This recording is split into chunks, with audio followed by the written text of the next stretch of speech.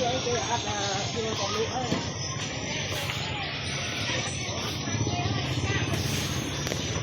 ่มาลองสิทำใหม่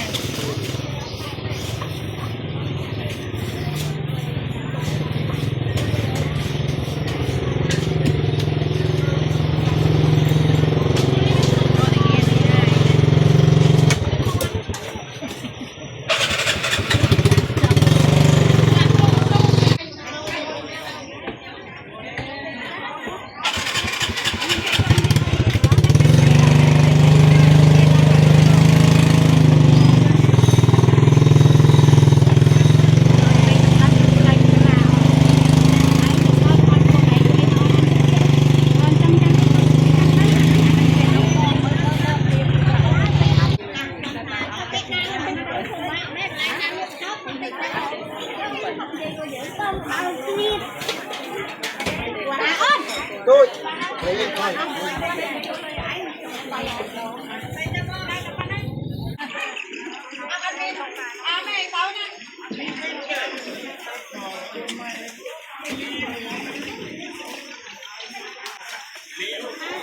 Đây tay nhây. đá mơ Đá mới.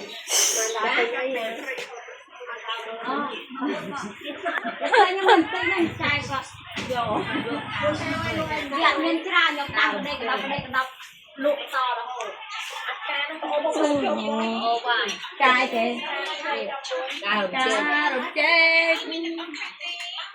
ơi cá rục chê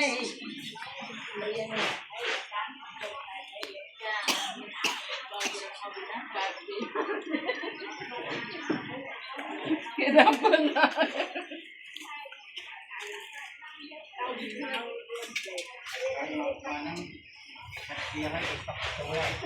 Để vậy đó ảo ơi. Không vậy là hơi buồn sai sai đấy, buồn đấy.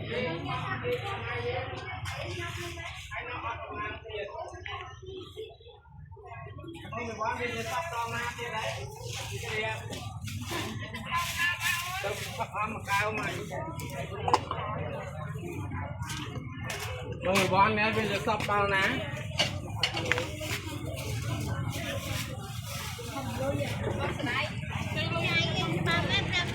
nè bằng cuồng pì lô đây thì chẳng là